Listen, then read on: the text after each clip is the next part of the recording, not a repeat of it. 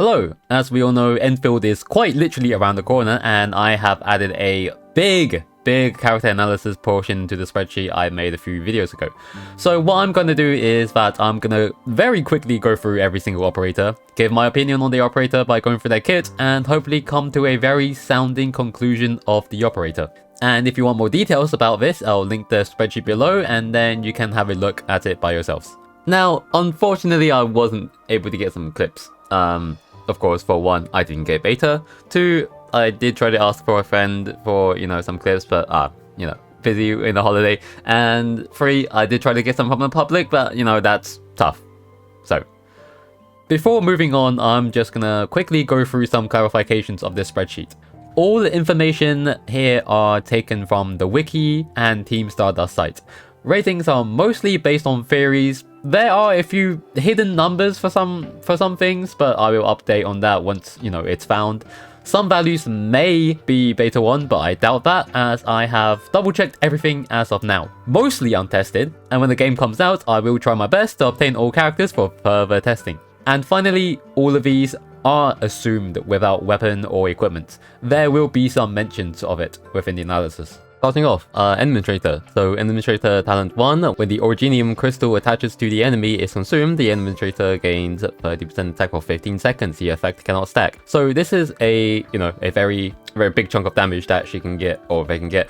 And so the one thing that I want to focus on is that this effect cannot stack. You're gonna see this a few times, probably a lot of times going through the list, but now, I'm not quite sure as I'm recording this if the timer is refreshable or not, but I will show the answer on screen now, so you know that if it is or not. So obviously refreshing the timer is very important, right? And if you can, then this skill is great. This skill, it deserves its rating 8 out of 10, very stable, very good for the 30%, but if cannot, you're going to have to be careful with your crystal use. Granted, I don't think you're going to use I don't think you're going to be able to spam crystals, because obviously there's a massive cooldown on your combo skill. So frankly, it doesn't really matter for this, but for other operators, it's going to matter a lot. Her second talent, enemies with attached crystals suffers physical damage 20% more. So this is very good, right? Because this honestly should be 9 out of 10. Because I believe that so skills like this, it doesn't only help her, it helps the entire team. And obviously, I don't want to see anyone running a physical sword with a physical kit with, any elemental teams. You're obviously going to run her with, a physical team. So everyone from your team, or most people from your team, are going to do 20% more damage technically. And that is very valuable, especially when effects like this, helps the team and themselves. A forceful blast of Originium art that attacks enemies within the area of effect. It deals elemental damage and applies crush. So one thing about crush is that a lot of times you don't want to use have a easy access to crush or the other one. What's it called? Breach. I think it's called breach. And certainly because that for your main DPS you want them to eat your stacks. But this still gives stacks, as you can see here. If the enemy is already vulnerable, then consume stacks. If they're not, then, give them a stack of vulnerable. Right? So, this, you have to be careful with. But it has a good multiplier. It has utility. It has AoE. It's genuinely pretty good. And, honestly, if you're using Administrator as main DPS, then, this is probably great as well. With a big multiplier with this, and I'm pretty sure their attack is pretty high as well. Yeah, 348. That's pretty good in my opinion. Their combo skill: when another operator in the team deals damage with combo skills. So this type of trigger that the operator itself cannot trigger by themselves is a little problematic. It's not too problematic because obviously you're always in a team setting, but it can be a little annoying because it says whenever another operator, not whenever an operator. So it has to be a different operator to do a combo skill for her to, basically use a whole kit with, putting the crystal on the enemy. The scalings are pretty good. I'm pretty sure it does applying physical status and vulnerable and sealed. Yeah, it has utility. It has technically CC. It also has, you know, it seals them, so it basically immobilizes them. Yeah, I genuinely think this is a great skill. Shattering multiplier, also great. And ultimate has a massive multiplier. So depending if you wanna consume your crystal, so I suggest you use this skill just before the crystal duration, you know, expires. So purely for that is that, you know, you want to make use of this. You want to make use of this talent, for the rest of your team, and basically during the whole thing, whilst the crystal is there, and you want to consume it still for the 405% damage. You know, that's a pretty good amount. So coming to a conclusion, I think that Administrator is a very good generic operator for, you know, basically any situation. I think they can do well in, you know, multi-targets, boss DPS, but they just don't really specialize in anything except from, you know, doing physical damage. They're very much locked, just like every physical operator, I'm pretty sure. But still, I don't think you'll ever see an outstanding performance from them. I genuinely, I think they are pretty consistent with this, because you're always gonna have hopefully you always have combo skills, and then you're always proccing this to prog this, you know, stuff like that. Another note is that you want to use their crystals carefully and be careful with Crush if you're not using her as a main DPS or something. And okay, next one. So he is pretty much like the standard, the very standard physical support. So, you know, he I don't think he has anything in his kit that takes your stacks. Knockdown. I'm pretty sure all he does is, oh wait, no, no, that's not, yeah. Knockdown, yeah, he never takes stacks, he only gives stacks. He has a pretty good, like a damage kit as well. His talent 1, it uses 2 attributes. So, most operators, they will mostly use, they will just pick 1 attribute and then scale that with a stat or something, and they'll scale that with like a buff or whatever. But he uses 2. So, obviously, 2 is always going to be higher than 1, and it's always going to be higher. And it's, you know, extra attack, make him do a little bit more damage with his, you know, pretty good attack stat, I'd say, already. And whenever he applies knockdown, he does an instance of damage. This is basically 3 damage every time he supports the enemy. Not no, sorry, he supports your teammate with stacks. So as you can see here, knockdown, he applies knockdown here, and he applies knockdown here. So every time he does these, just imagine an extra 100% attack as physical damage drop on the enemy. So 100% is not a lot, but it's always there just for extra damage. It doesn't have to be a lot to be, I mean, obviously it still needs to be a decent amount, but it doesn't have to be a competitive amount to be good. So I would think that this skill is very not very valuable, but, you know, 7 out of 5 for a reason, right? So again, his skills, very good. Here it has knockdown, but he also has susceptibility for 10 seconds. So 10 seconds, you know, I would suggest 10 seconds. Yeah, I would say 10 seconds, pretty good. It's 12%. It's not a lot, but it's there. So, but the issue is that it only applies this when the enemy has no stacks, and, you know, he gives stacks, and you pretty much always want stacks on the enemy. But I think if you use this the first time, because it says then slams the thing on the ground, deal physical damage and knock down your enemies in an area effect. So if an enemy has no stacks and use the skill on them, I think it gives both, which is, you know, it's pretty good. But the fact that the enemy needs to have no stacks for this debuff, you know, it's a little weird. But genuinely, I think this should be a little bit higher. I would say 8. It's got good scalings, you know, it's got debuff, but pretty rare. And, you know, it's got AoE with knockdown. His combo skill grants Link. So for people who don't know what Link is basically whenever... So if you have Link, the next battle skill or ultimate from the team, I think from anyone, will consume the Link buff and to deal more damage with their battle skill and ultimate, which is, you know, super helpful.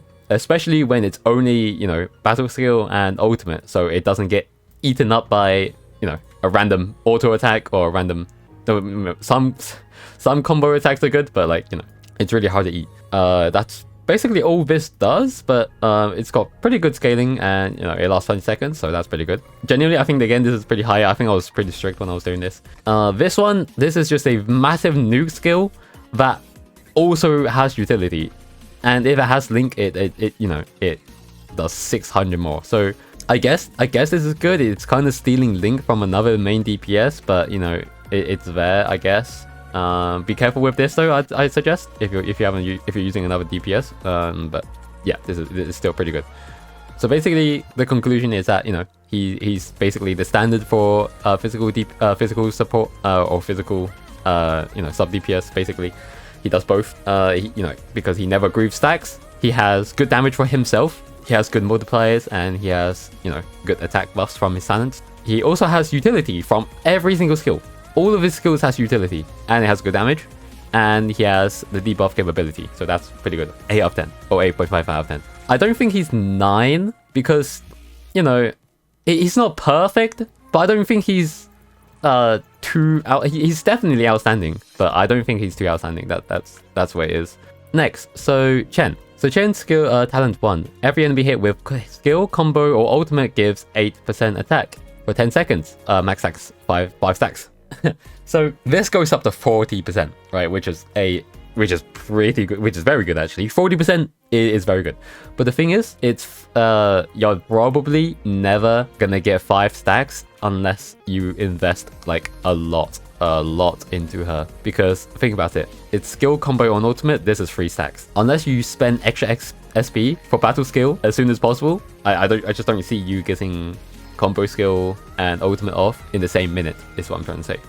So you're never gonna hit maybe once or twice in a lifetime, but I don't think you're ever gonna hit 5 stacks. And genuinely, 3 to 4 stacks is it's fine. Interrupting an enemy's charging skill with skill, combo skill, or ultimate deals another 10 stagger. I think this is very mid.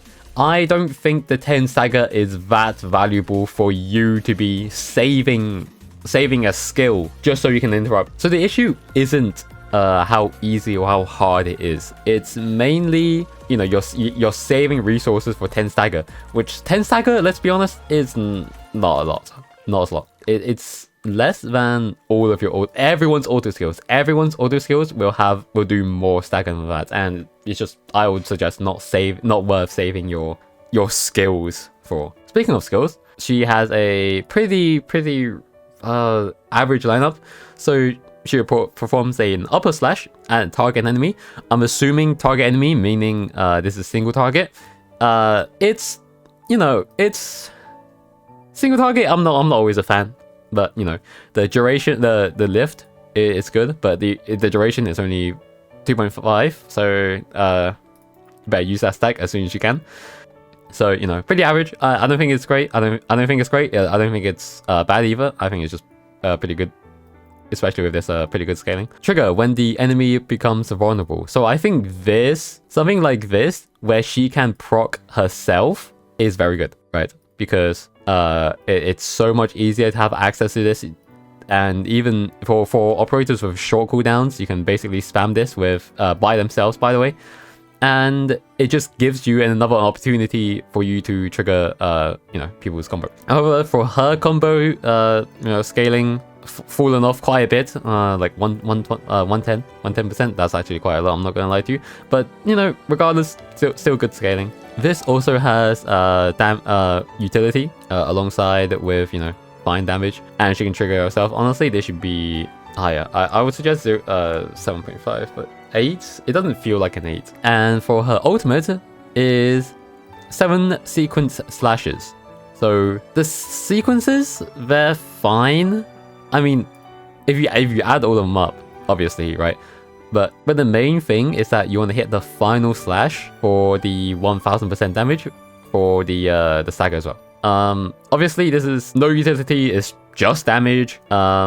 It has a little bit of multi-target capability. It's not the greatest.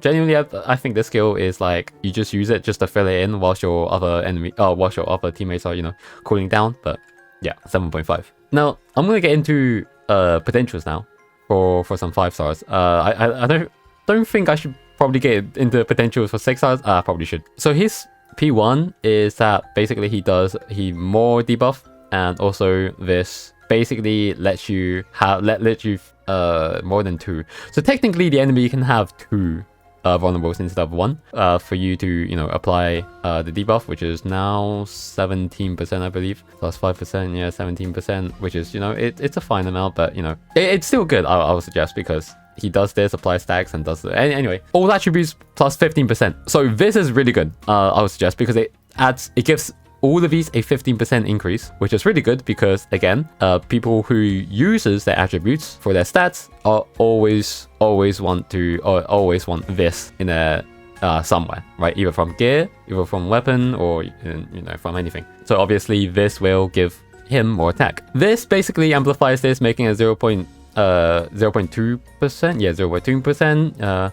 It's not a lot, but when it adds up, it can be a lot, but I don't think this is very necessary. His ultimate cooldown by 15%. So 15% is for 90 seconds is not. It's actually a pretty good amount, right? Because you gotta think that his ultimate is cheap, and he's now making it cheaper. Obviously, it won't get as much cheaper as some of the characters coming up, but you know, his ultimate is also pretty good, which is why I give it a pretty good rating. And his final potential makes this do 350 damage every time he applies a thingy. So now you gotta think, every time you use this skill and his ultimate, he is now doing 350% attack as physical damage every time you use one of these. Every single time, right? Unless you miss and not apply the knockdown, then this is not gonna happen. As long as you hit the enemy, then, you know, it's all jolly. So if I were to, you know, suggest a potential, I would say 5, right? Obviously. But if you don't want to go 5, then one is fine. He would probably be fine as 0. He doesn't really need the first 4. Just this one, honestly, is a pretty good DPS increase in my opinion.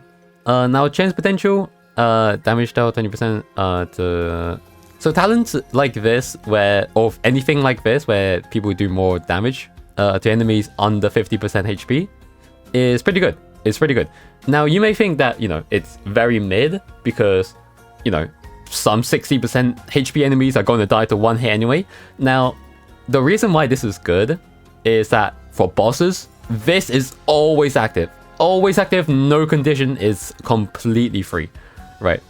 Honestly, this is... I would suggest giving it, you know, 0.5% higher. But yeah, I would suggest this is really good. For bosses. For normal gameplay, it can come in sometimes. Probably not a lot, but, you know, very small type of use. Her P2 is 15% agility. Honestly, characters who doesn't use attributes for anything, this to me is very, very pointless. I think they tank more, but if it doesn't increase their damage, it's may as well be pointless. However, the 8% physical damage dealt, that's pretty good.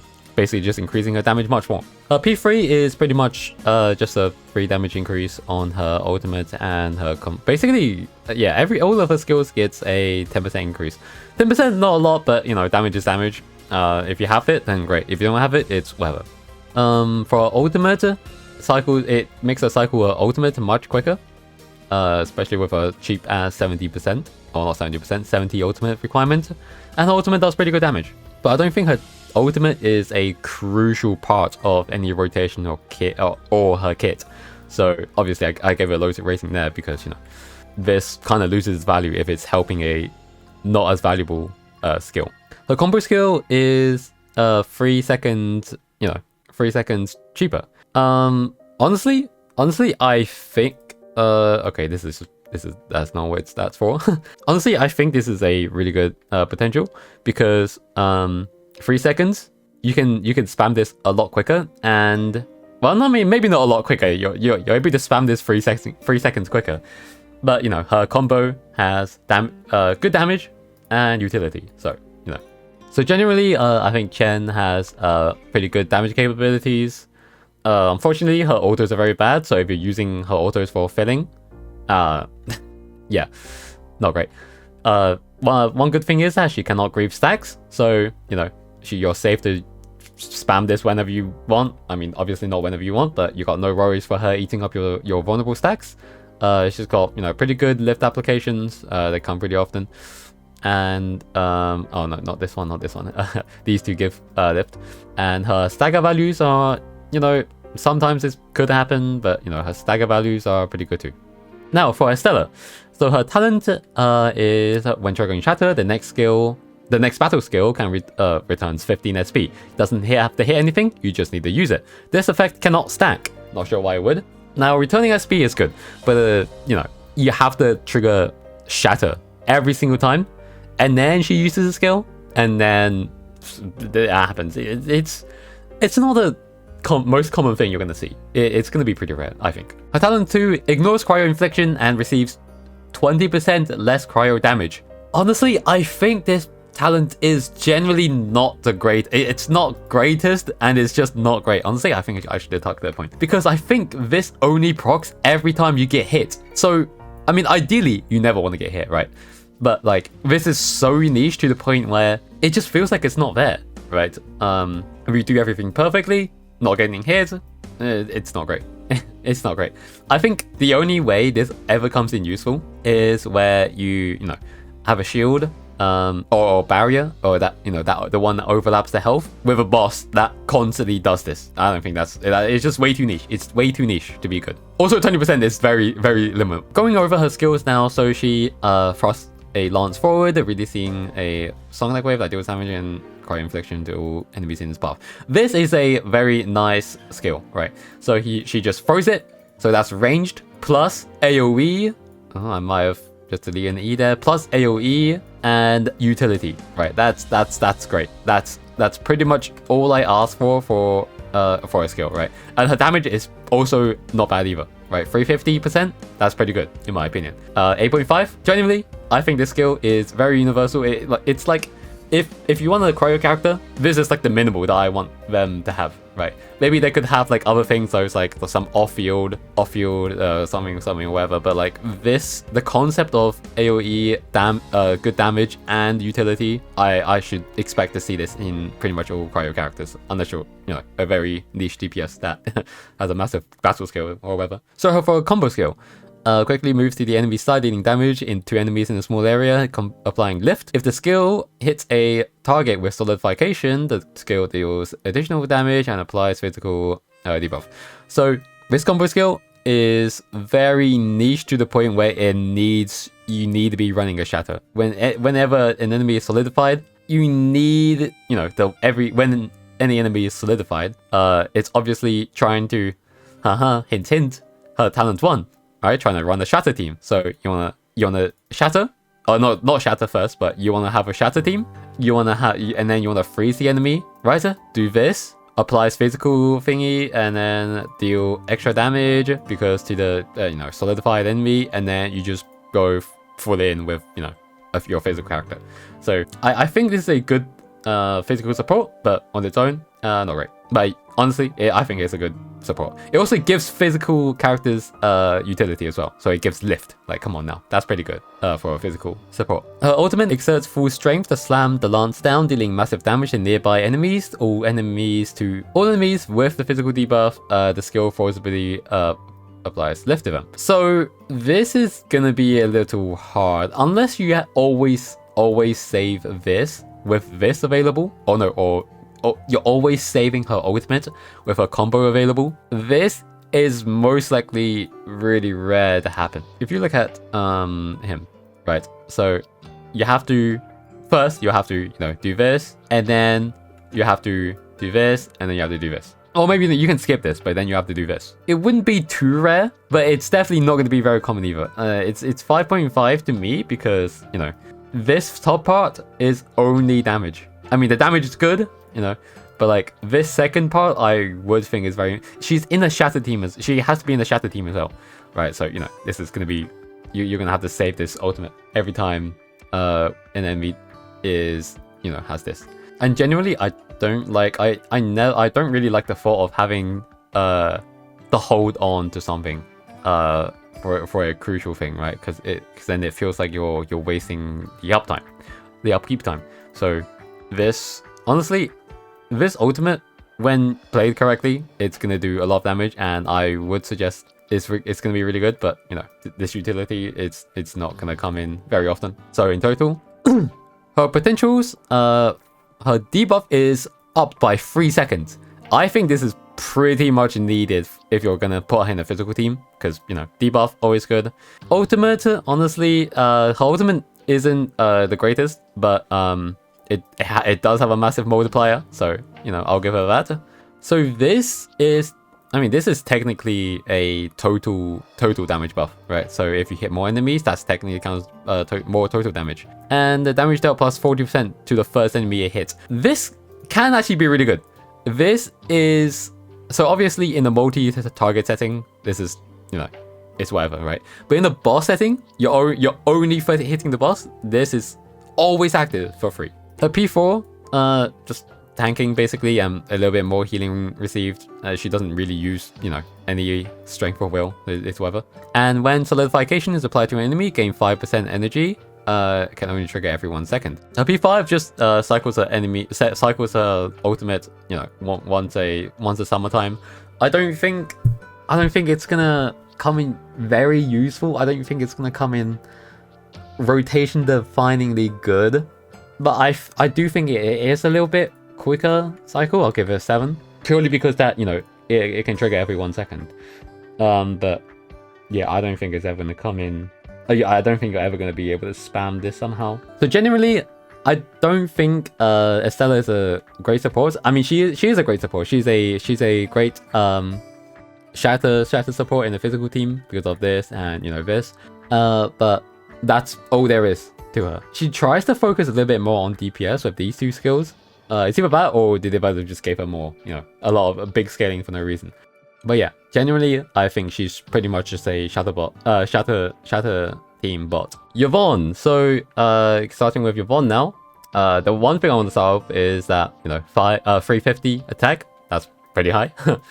Her talent 1. Her battle skill, triggering the additional effect that converts the next basic attack to a final strike. This will be very important later on for one of these. But yeah, and it has a buff of 50%. It's just free damage, and it makes it so that her next basic attack do 160% of her attack, which is, you know, pretty well, pretty good. Now her talent 2 doubles deal plus 18% damage to enemies with active cryo infliction. So this part is already good, but doubles against solidified enemies. When you're using a cryo character, or you're using cryo anything, most of the time you want any single time you want to use a physical. Every time you play the game, make sure you have something on the enemy. Make sure you, not always, not 100% of the time, maybe I would say 80% of the time, you want to have at least some infliction, some vulnerable, some little something, right? Just something on the enemy, right? And so this comes free, right? Obviously, if you're running a cryo team, let's just randomly say you're running mono cryo, right? You're always gonna have this. This is free. And solidifying, some cryos for solidification. It's always active. You're always gonna have that 36% damage. Very nice, very good. Natural skills. Fires a freezing bomb. The bomb explodes when it hits the enemy, dealing cryo damage and applying cryo infliction to nearby enemies. AoE. Utility. If the battle skill successfully applies solidification, it deals another hit of cryo damage with greatly increased crit rate after a short delay. Basically, always, I mean not always, 70%, but when you build crit rate, it's going to be obviously over 100%. Basically, guaranteeing the crit damage. The scaling, it's okay. To 40%, honestly, with her attack scaling, it would probably be higher. Now, this is 10 out of 10, pretty early on, right? Pretty early on skill. The reason why I give it a 10 out of 10 is that it has good damage. It has a basically guaranteed crit if you hit solidification, which I hope you do on a cryo character. And where is it?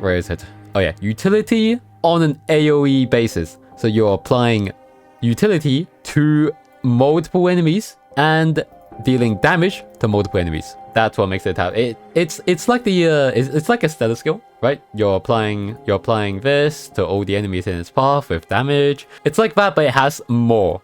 That's why I give it a 10 out of 10. Honestly, I might be a little bit too generous with 10 out of 10 because the scalings is not the greatest. I would probably Actually, you know what? I'm going to put this to 9.5. Right, regardless, this skill is amazingly good. Now, however, combo skill. When the controlled operator performs a final strike on the enemy with solidification. So, let's focus on the first part. So, the final strike, right? If you remember, her talent 1, when using the battle skill, and if the additional thing triggers on the solidification, right? So, let's say I've got a boss, and he's frozen. It triggers this, the additional effect, which does this. You switch to her on the final strike, because then you switch to her as controlled. Her next basic attack is gonna count as final strike, which procs on this because the enemy is solidified. And then immediately deploys an off-field gadgets. So off-field gadgets are good. I think this is off-field anyway. Off-field gadgets are amazingly good because that the operator is using utility to help, or using their kit to help you when you're not focused on them, or when you're not controlling them. So that's always good, right? That's, I mean, not always good depending on your scaling, but yeah. Next to the enemy for 3 seconds. While active, the thing constantly releases energy to attack nearby enemies after 4 times, which is 60%. 60 times 4, what's that? 240%. 240% on this skill, which is basically the same as this, and deal cryo damage to them. It has CC, which is crowd control, and when it expires, it explodes, dealing 120% at will or with cryo damage, and applies infliction to nearby enemies. Again, AoE on utility, with utility even. Very good. Now for her ultimate is, as you can see, very expensive. But the reason for that is that she kind of relies on her ultimate to do any sort of damage at all. I mean, not any sort of damage, but like this is basically her DPS phase, basically. So she puts down the thing that makes Yvonne the controlled operator for 9 seconds. She enhances her own basic attack, and each basic attack sequence performed grants a stack of damage buff. And that stack goes up to 10. If you go up to this, she has 5 sequences and 10 stacks. At max stacks, you get a 30% crit rate attack, and you get, so per stack 20%, was that 20 times 10, that's 200% attack on every single base attack, plus 200%, including this actually, so 225%. That is absolutely crazy, right? That's amazing damage. And not only that, at the end, her last basic attack becomes a thunder strike that deals cryo damage and applies cryo infliction. Not only, after her DPS, she also gives, utility. And she gets energy back whenever she uses a battle or combo skill. And Thunder Strike as a control operator. Whenever each of these do critical damage. So, honestly, you would get some energy back. Because, again, if you build on crit rate, if you get this done, if you get this in, that's 6 energy. And if you get this in, that's take 4 times. That's a pretty good chance for you to crit. 4 times is a pretty good chance for you to crit. So you're gonna get, I would say, at least 18. I would say at least you could get 18 energy back, which is, it's not a lot, but it's something. 8.5 out of 10. 8.5 out of 10 here because I don't think it's a 9 because obviously it does a lot of damage. I think it's a little too situational for bosses. For multi-targets, just random mobs, they're gonna die to basically anything, right? Even if you scale them up for multi-targets, this is gonna be good, but like after you kill them with three basic attack hits, then what, right? It's just, I think it's leaning more towards bosses and just kind of disregards multi-target. Even so, I think this is an amazing ultimate. Now for her potentials, her combo now does 2 more, it pulses 2 more times, and it has a bigger radius. This is technically, again, more radius. Well, if you're hitting more enemies, it's technically more total damage, but releases 2 times. So I'm not sure if this increases the timer on the thing, or if it makes it pulse faster. Preferably you want it to pulse faster because obviously you want the thing as quickly as possible. But if it makes it last faster, it kinda grieves you because you have to wait 2 more. Was it not 2 more seconds? Is it a few more seconds for that cryo infliction? Regardless, it's still good. Intellect buff, again, 20 more tanking, but like if she doesn't use this, it's whatever. Crit rate plus 7%, that's pretty good. Her P3 makes this do more damage. what is it, 9 plus, so that's 27% more damage to enemies with active cryo infliction. That's just free damage. It's absolutely amazing. Battle skill: if the first bomb explosion only hits one enemy with 10 SP, this is basically just, you know, a boss thing. So if you're only fighting one big target, let's say a boss, right? You put this in and you get 10 SP back. That's, you know, pretty good. Her ultimate deals 15% more crit damage and more attack. A little bit underwhelming. It's obviously more damage, but I kind of was expecting more, but maybe it's just my expectations, but yeah, you know, still good. 9 out of 10. So she does very good sustained damage on ultimate, you know, with the stacks and all. The main issue is you have to build the stacks, but you should be fine with that. You should be able to get, you know, 3 or 4 massive hits in with the big multipliers. She has amazing synergy with inflictions and solidification with cryo, so that's great because of this. And, you know, she does pretty good neutral damage too. I would suggest this, like these two, already does pretty good damage. Purely because of this. I'm not gonna lie to you, everything ties back to this. This is such a good talent. Honestly, it's so good, I'm putting it as 9.5. Perlica. So Perlica talent for deal 30% more damage to staggered enemies.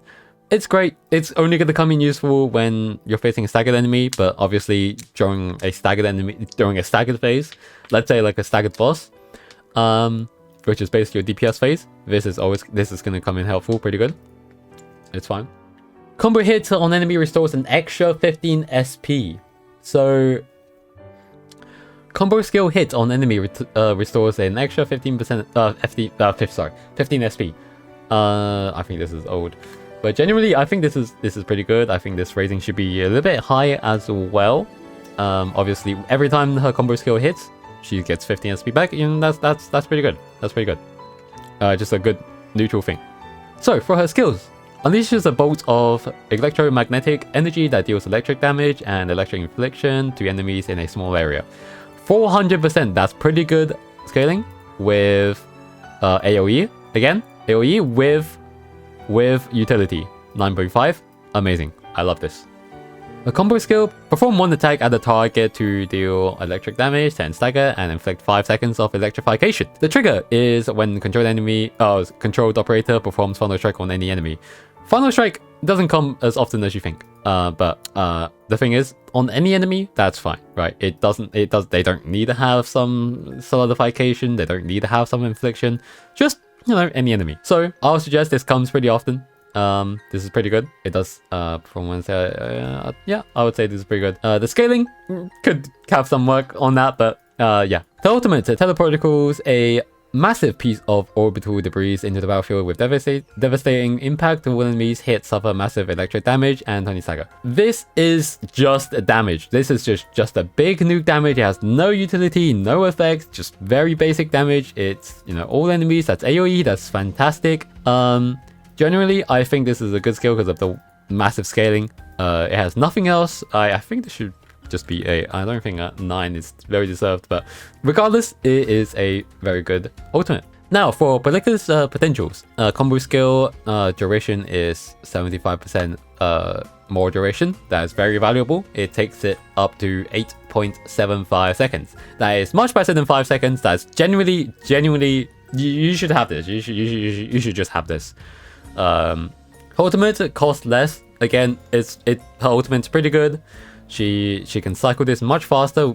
Just drop a nuke much faster. Very good. When she applies electrification to the enemy, she gains 20% attack for 5 seconds. This effect can stack up to 2 times. 2 times, honestly, that's fair. I don't think you're ever... I mean, you're obviously going to get it once or twice, but obviously you have to hit electrification on her battle skill as well, but this is always guaranteed a 20% buff. That's pretty good. Electrification status +1. Now, this is one thing that I have been stuck on for a while. So, there are 4 levels to statuses. Now, I don't know the numbers to them. I did ask a friend if they could find the numbers for me. They haven't yet, so I'll wait on that. But when they do find the numbers for me, I'll add it here. You know, it'll just be here. Either way, I think it's you know, pretty valuable this one is. Her ultimate gains 30% more attack rate. I think, genuinely, I think this is pretty good because, you know, she wants to hit this big nuke. She wants to hit this big nuke, and if you build crit on her, it's almost most of the time you'll hit that massive crit with 1000%. Pretty good. She's 8 out of 10. You know, she's pretty reliable for a sub DPS. She has good utility, and she's just consistently good. Just not very outstanding, but you know, she's consistently good. That's you know what we like. Wolfguard. So Wolfguard is a heat caster. Whenever he applies combustion, he gains Scorch Fangs for 10 seconds. This effect cannot stack, and Scorch Fangs, while active, Wolfguard gains heat damage dealt plus 30%. 30% good buff, but every time he applies combustion, not every time a combustion is applied. So 7.5. I don't think you're gonna get this very often. Probably once every one of these skills that's coming up. His second talent. Whenever the battle skill Thermite Tracer successfully consumed an arts reaction, return 5 SP. No damage buff, just 5 SP. 5 S. I genuinely don't think this is a good skill. I don't think this is a good talent. 5 SP is nothing. You can get that back so easily. I hope you know, there's plenty of other things that gives you SP, like Vanguard. There's some other talents that also returns SP. It's 5 SP is just not good. 5 SP out of 10. Now his skills are very interesting, right? So for his battle skill, he fires multiple shots at the enemy. The final shot applies heat infliction. If the target has active combustion or electrification, do not apply the infliction, but instead consume the reaction to do 850 damage. I do not like that trade-off. I do not like just not applying. I think just consuming it whilst applying it would be fine, but like this is you're asking for too much. Is what I'm trying to say, right? Even though the damage is very good, the damage that's almost 1000% if you add them together, and I gave it a 7 out of 10 purely because of his damage. That is about it. Now his combo, combo's condition is very nice, right? Because whenever an enemy suffers an arts of infliction, and like I said before, if you're running elemental characters, I hope there's at least something on your enemy most of the time. Throws a grenade at the enemy's feet. The grenade explodes upon hitting the ground, dealing heat damage, 10 stagger, and heat infliction to enemies in the area of effect. 8 out of 10, I mean, does it really deserve 8 out of 10? It has not a lot of damage, but it does have AoE with utility. That's pretty good. Honestly, it does deserve 8 because the condition is very generous. His ultimate shoots a lot of times, unleashes some wolf spirits to attack nearby enemies, dealing 5 hits of heat damage, 20 stagger in total, and combust. So this helps him with this. So every time you want to try your best to do any damage, he can do this, which triggers this, which I don't think it triggers this. Combustion doesn't count as infliction, but after you use your ultimate to proc this, you can now use this. So at least he can do it by himself, right? If you get what I mean. At least he's self-reliable enough to you know, fill this horrible trade-off. Horrible trade-off. I don't like it at all. Anyway, his potentials: 15 strength, 15 agility. Again, he doesn't use them. Not great. Returns 10 additional SP, makes him cycle a little bit faster. I would say 15 SP, much faster. Honestly, this is a pretty good talent. When the thing is active, triggering the battle skill's additional effects, immediately resets the Scorching Fans duration and grants other teammates Scorching Fans for 50% of the base effects.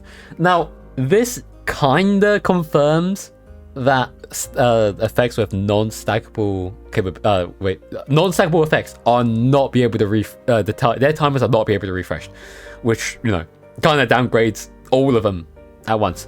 I'm really hoping this is just this, but on its own. Ultimate is cheaper. His ultimate, honestly, this should be I mean 7.5 out of 10. You know, he can combust much more frequently to do this. His little sequence, you know, very straightforward sequence. His P5, casting his ultimate immediately resets the cooldown of his combo. So let me get this straight. Unfortunately, right, his combo does not synergize well with his combo, right? Because this it's not infliction. I don't think that counts as infliction. But yeah, they're reactions. They're not inflictions. I don't think they count. They would activate its combo. Even so, I don't think. I mean, you get this back, I guess. You get this back. You do this to proc this to do this. and then you can do this again. I mean, not really, because this doesn't apply here at all. So actually horrible trade-off. I hate this. I hate this so much. Either way, 7 out of 10. 7.5 out of 10. I don't think he's the greatest. He's too heavily relied on, you know, eating everything and not providing. If you invest a team into him, I think he could probably do pretty well. But you know, I'm really a big hater of this. Otherwise, I think he does pretty good damage if you invest in him. Fluorite. Her talent 1 deals 20% more damage against slowed enemies. I give it a 6 out of 10 because there are only 2 characters who give slow. Herself and what's her name? Angelina. And it's just not gonna come in use. Like a lot of times it's just not gonna come in use. I don't think it's that good, but obviously it works with her kit, so it's whatever, right? Her talent 2 grants 20% chance of art damage immunity and grants Fluorite 20% attack. So I don't know. I think this is on hit. 20% every time on hit for that damage buff. Is it worth it? No, I don't think it is. You have to try and get hit for 20%. And it's arts damage. It's not even physical damage. So she's still gonna take damage for physical damage. Yeah, 3 out of 10. I don't like this at all. Now for her skills. She puts a sticky bomb on an enemy, explodes after a short delay. The explosion deals damage and applies nature infliction to all enemies in range and slows them. This is good scaling, has her own utility, AoE with utility. 9.5 out of 10. I love this. This is amazing. Combo. When an enemy has 2 or more stacks of cryo infliction or nature infliction. Generally, this is not too hard of a condition. As long as you can do this, then it's fine, right? She shoots the target operator with a special explosion and applies another infliction on the element already on the enemy. So this is, I would like to call it like an extension of another infliction, right? So I would say it's pretty good. This is not locked behind a multi-target condition. Thank you very much. Already on the enemy. Pretty good multiplier. Yeah, I would say it's pretty good. A well-deserved rating. Now for her thingy, for her ultimate, again, it's all the damage. Very good scaling. Was it? That's 1200. Yeah, 1200%. Just damage. It's just damage. No anything. Not even some CC. Still damage though. Still good damage. I would say still pretty good. Now for her potentials: agility, intellect, fine increases. Just tanking. She doesn't use them. It's whatever. Chances to ignore arts damage. Plus 10%, 30%, but you're still trying to get hit. I don't think trying to get hit is a good idea because 1, it interrupts you. 2, getting interrupted is not good because that's a DPS loss, right? 2, you're losing health. You're losing health unless you have some protection from tanks or shields from tanks. I just don't think this is I don't think this is good at all. Her battle skill: the explosion of the improvised explosion now slows all enemies hit for 6 seconds. This is just amplifies her pretty well. I would say it's pretty good. A 10% nerf on her ultimate. Big nuke ultimate. I would say it's pretty good, but her ultimate is not very outstanding. The P5. Her combo is its cooldown can be shortened by 1 second. On a 38-second cooldown, I would think this is probably needed if you want to make use of this. It's every time an affliction is casted as well, so 1, 2, 3, 4 every 10 seconds. That's 4 seconds off. 1, 2, 3, 4 again. You get the point. 7.5 out of 10. I think she's got pretty good slow utility and could synergize well with what's her name? Angelina. She has good damage and her scalings are pretty good. Moving on to Serta or Levitin. When the controls operator's final strike or finisher hits the enemy, she absorbs the heat infliction from nearby enemies. Every stack of heat infliction absorbed by her 1 stack of melting flame, or gives her 1 stack of melting flame, sorry. At 4 stacks, the damage dealt by her ignores 20 heat resistance of the enemy for 20 seconds, sorry. She also absorbs inflictions from dead enemies somehow. So I'm assuming this is a 20 flat, similar to the original game. I'm just gonna assume that it's 20 flat. However, this is very valuable. It just straight up ignore heat resistance. Very good. I didn't give it a perfect score because not even a 9 honestly, because it only benefits her, and you also have to hit a final strike. But Fear Thunderstrike doesn't even give her a stack. She has to like suck in inflictions too. So yeah, I think 8 out of 10 is very fair. When the HP drops below 40%, gain 90% of protection and heals, and this triggers every 2 minutes. I am not a big fan of this talent because ideally you never want to be in this position, right? I would rather have, but when below 40%, get more damage or something, or just not have this health anything at all. It seems like the developers are trying to, you know, reignite her old past self with, you know, her invulnerability, but honestly, I don't think it's that valuable. Obviously, it's still very good for sustain, but other than that, nah. So her skills, there is a lot. Okay, so her battle skill, hitting an enemy grants 1 stack of Melting Flame. If she's already at max stacks, when casting the skill, then consume all stacks and perform 1 additional attack that does heat damage and forcibly trigger temporary combustion to enemies in an area for 5 seconds. But when the additional attack hits the enemy, restore an additional 100 ultimate energy. Battle skill effects are enhanced while her, you know, her ultimate is active. So this is very good. So not only, where is it? It gives her a stack, boom, a stack, but also, where is it? All enemies, AoE with combustion. Granted, it's not an affliction, but, you know, combustion, that's still good, still very good for 5 seconds and in a large area. Also, 100 ultimate energy. That is 1/3 of her energy back. Like instantly, like for free. Like, that's so good. So to explain the while she's enhanced, while she's in the ultimate, her ultimate is, it's like a roaming state. So every ultimate will do an additional one of these. That it will do a lot. It will do a lot. Yeah, amazing skill. I love the skill.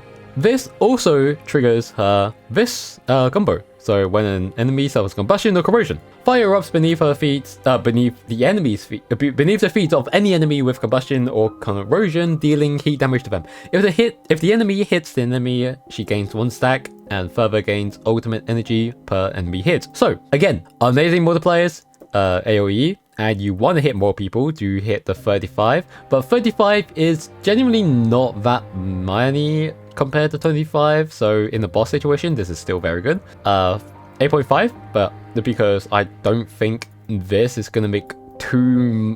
This is pretty minimal, right? I think 25 compared to this is very minimal. But either way, it's still very, very good. Especially on a very nice short cooldown. Now, for her ultimate is pretty much the star of the show. Summons a giant blade that makes her the controller operator for 15 seconds. 15 whole seconds. She gets an enhanced basic attack with crazy scalings, by the way. Crazy scalings, with each attack dealing heat damage, and her 3rd attack deals or applies heat infliction. This is honestly whatever, but her scalings are crazy, especially when you use this with this is great. But one issue is that I don't think you get energy back whilst you're in your ultimate. I'm not quite sure. If it does, then that's even better. But if it doesn't, then I would suggest either saving this, unless you're very confident, for like a final push in a boss situation or something, or whatever. Then using this is crazy, right? Look at the scalings. The scalings are crazy. Crazy good. 9.5 out of 10. You know, good damage, long duration, and nice utility. Well deserved 9 out of 10. Oh, 9.5 out of 10, sorry. So, potentials. Potentials. Taking the... additional attack multiplier is increased by 20%, the original, and scoring hit returns on the SP. Makes this cycle, you know, a little bit more faster and more damage. Pretty good. Very good, actually, I'd say. Intellect, again, she doesn't use intellect, it's whatever. Basic attack buffs this, and I believe it buffs this. I don't... No, not this. Just this, but again, basic attack, buffing this is just more damage. Granted, it's not a lot, but, you know, damage is damage. Combustion duration plus 50% and status level plus 1. So this is kind of a 2-in-1 thing. So if you would look at this, right, so this is kind of a 2-in-1 potential. Most like low rarity operators, these will only give 1 effect, but this gives 2, because this gives damage and it gives makes you cycle faster. And this is pretty much the same, right? So this gives duration and increases status level. Very, very good, I believe. Status level for combustion, I think it will just do more damage. And they last longer, so that's more total damage. That's great. 15% takes her cost down to 255. That is a massive chunk of her ultimate. Very good, I would suggest. Especially when her ultimate is 300 SP, or, you know, energy, and she pretty much needs her ultimate to do a lot of damage. I mean, she still do a lot of damage with this anyway, but her main point is that, you know, you want to get the damage as quickly as possible, and yeah. This enhances the damage. She makes all of this go 20% more. 20% more damage. During ultimate, so during ultimate, every time she kills someone with her ultimate active, she gets 1 second. This is pointless in bosses, but it gives her ultimate a what is it, 15 plus, so that's 22 seconds in total. So if there's 7 enemies or 7, you know, multiple things, elite enemies or whatever, pop her skill, she could easily kill them with this, along with some team support, especially with this as well, ignoring the thing, and she can just easily push that seconds up. Overall, very good. 9.5 out of 10. Because she has, you know, good returns on the ultimate by herself. She has good sustain when she's in trouble, which is ideally, hopefully never happens. Very good damage all around, and she's just consistently good with this. She's just very consistently good, I believe. Next one, Last Right. Starting off, I would like to mention her very, very big, very noticeable attack. So 363. That is pretty much, I think that is the highest base attack stat out of everyone in the game. Very good. Means that every time she scales with something, it scales much more. Starting off, Hyperthermia. When Last Right consumes any arts infliction, applies cryo debuff to the target with the effect for 15 seconds. 15 seconds, very good. It does not stack, which is fine, because it's applying a debuff instead of a buff. It's whatever. It's when she consumes an artery infliction. So it's kind of rough. I really don't like when characters consume, but I think this is worth for that debuff anyway, just for herself, for her, you know, her damage later on that I'll be talking about. Her second talent, Ultimate Improved. When the ultimate deals damage to the enemy with cryo debuff, the effect of that cryo debuff is 1.5 times. Obviously, this, you know, buffs this a lot more, right? And yeah, I would genuinely say this is really good. It's when her ultimate deals damage to them, and I'm pretty sure ultimate is probably one of the main damage options for her too. Now, moving on to her skills. When she for a battle skill, she does a thing to a controlled operator's weapon and returns 30 SP. Returning 30 SP for free is great. It's no condition, it's just 30, and 30 is a pretty good chunk. The next one is strike performed by the currently controlled operator with that buff that she does will create a Last Right and Mirage that unleashes a pursuit of attack at the target. This is just DPS. Their damage is pretty good. 40%. Very, very nice. This could potentially work also pretty well with, what's her name? Yvonne with her Final Strike. When the controlled operator is Last Right herself, casting this skill does not reset her basic attack sequence. That part is whatever, to be honest. Anyway, this skill is pretty good, I would say. It's got free thingy, and it has utility. This could be AoE. It could be multi-target sometimes. I think it's a little inconsistent, but it's still good damage. 8.5, very nice. When an enemy has 3 or more cryo inflection stacks. Now, this is something where I'm conflicted on. So she can apply cryo inflection, right? Well, her mirages do. Her mirages inflict cryo inflection, so it's not like you can do this 3 times on your other 3 operators and then have this instantly, right? So this makes me think that she kind of relies on another cryo character, which then you won't be able to have reactions, which is very sad, but it is what it is if you want to do cryo damage. However, if you pass this, creates an icicle at the target's enemy and the shatters consume all cryo inflection stacks on said enemy. The number of cryo inflection stacks consumed determines the amount of cryo damage dealt to the enemy, and 40 ultimate energy gained by the caster. 15 energy gained per inflection stack. Now, this is a lot, so you get 40 gained by the caster, which is already, I would say, pretty valuable. 40 is a lot. 15 per stack.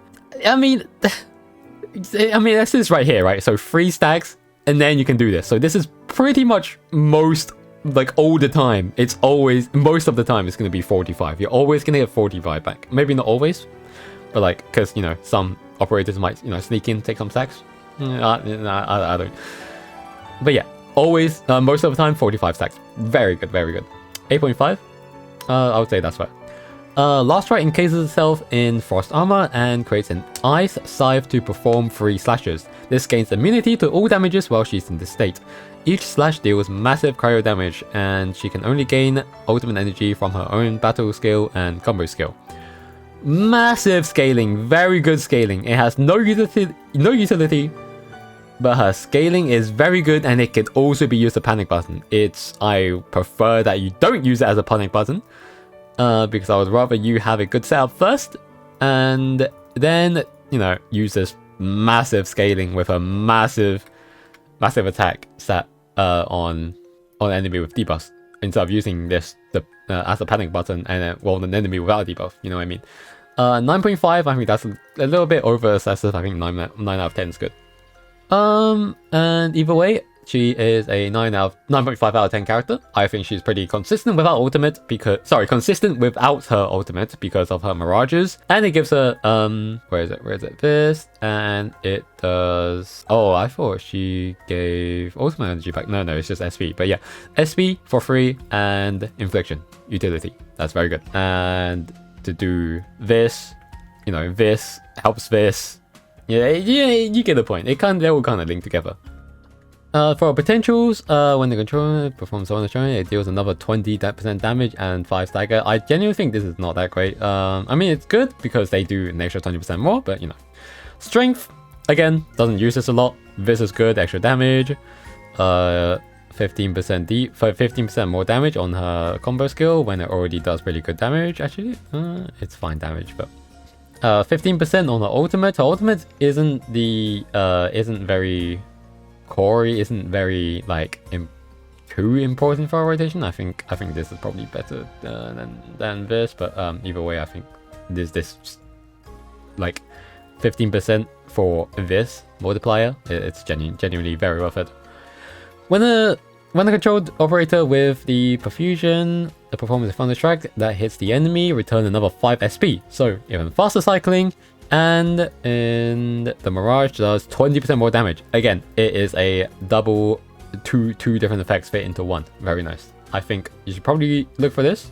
I don't know why this is so high. I think this is most likely an 8. But yeah, if you're gonna go for potentials on her, go for this. Next character.